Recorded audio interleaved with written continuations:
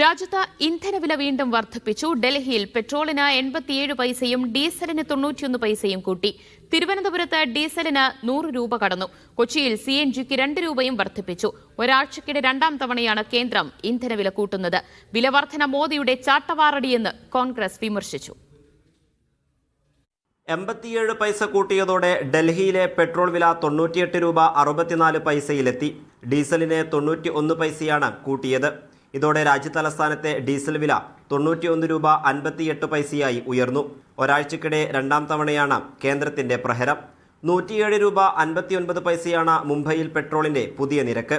കൊൽക്കത്തയിൽ 1 ലിറ്റർ പെട്രോളിന് 109 രൂപ 70 പൈസ നൽകണം. തിരുവനന്തപുരത്ത് 111 രൂപ 71 പൈസയായും ഉയർന്നു. നിരക്ക് വർദ്ധിച്ചതോടെ സംസ്ഥാനത്തെ ഡീസൽ വില 100 രൂപ കടന്നു.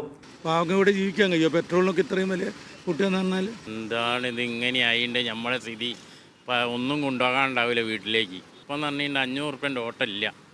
ഈ കറണ്ടിൻ്റെ വണ്ടിയൊക്കെ വന്നതിനെ കൊണ്ട് നമ്മളെ കാര്യം പറ്റക്കട. ജനങ്ങൾക്ക് ജീവിക്കാൻ പറ്റാത്തൊരവസ്ഥയിലേക്കാണ് നീങ്ങിക്കൊണ്ടിരിക്കുന്നത്. പെട്രോളിന് വില കൂടുന്നതിനനുസരിച്ച് മറ്റുള്ള സാധനത്തിനൊക്കെ വില കൂടും. നിത്യജീവിതത്തിൽ ഭയങ്കര പ്രശ്നങ്ങളായിരിക്കും ജനങ്ങൾക്കുണ്ടാവുക. കൊച്ചിയിൽ CNGക്ക് കിലോക്ക് 2 രൂപയും കൂട്ടി. ഒരാഴ്ചക്കിടെ മൂന്നാം തവണയും CNGക്ക് വില കൂട്ടിയതിലെ ആശങ്കയിലാണ് സാധാരണക്കാർ. ഒരാഴ്ചക്കുള്ളിൽ 2 തവണ വർദ്ധിച്ചു കഴിഞ്ഞാൽ ഞങ്ങളിത് അങ്ങനെ മുന്നോട്ട് പോകുന്നുള്ള പ്രതിസന്ധിയിലാണ്. അപ്പോൾ എന്താണെന്ന് ചെയ്യേണ്ടതെന്ന് അറിയില്ല. ഇന്ധനവില വീണ്ടും കൂട്ടിയതിൽ കേന്ദ്രത്തിനെതിരെ പ്രതിപക്ഷം രംഗത്തെത്തി.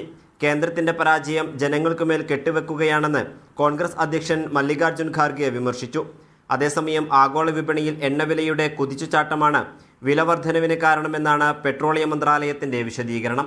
മീഡിയ 1, ഡൽഹി.